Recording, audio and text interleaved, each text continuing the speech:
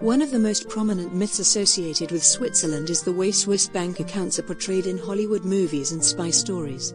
As you proceed to finally open that famous Swiss bank account, you'll find that reality is somewhat different. In fact, it can be quite complicated for non-Swiss citizens to open an account.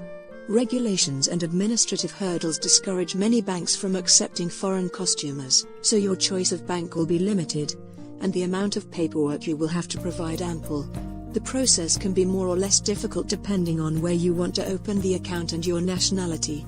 As a general rule, Russian nationals and US citizens, as well as US green card holders, will find opening an account most difficult.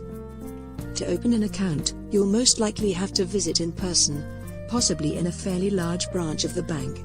We advise you to call ahead and fix an appointment, so that you can be dealing with the right person from the start.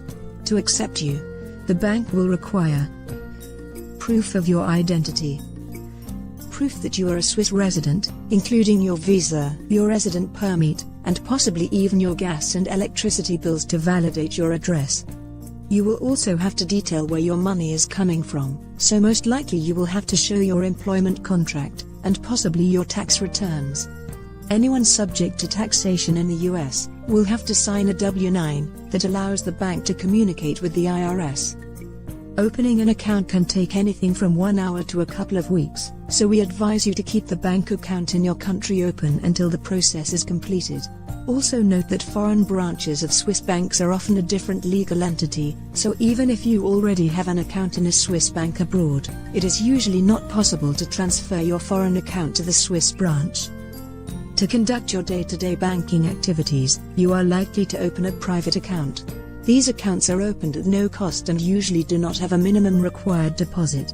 On the other hand, they yield very little interests and charge maintenance fees ranging from 3 to 10 francs per month. Depending on the bank, your fees might be waived for balances above a certain threshold. Utilization of the bank e-banking portal instead of paper can also lower fees. Checks are not really used in Switzerland, and beside cash, the most common mean of payment are debit cards. At a cost ranging between 20 and 50 francs per year, your bank will issue you a debit card called Maestro. Maestros are accepted in most shops, even for very small amounts. You can also use your debit card to withdraw money from ATM machines.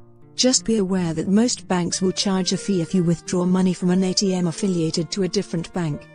Credit cards are also used very frequently, and all large banks can provide you with a credit card, although they are usually more expensive than credit card programs associated with large retailers, such as Co-op and Migros, which are often free of charge. Like for the bank account fees, however, lower charges up front often result in higher fees if you use your cards outside of Switzerland, or if you send money abroad.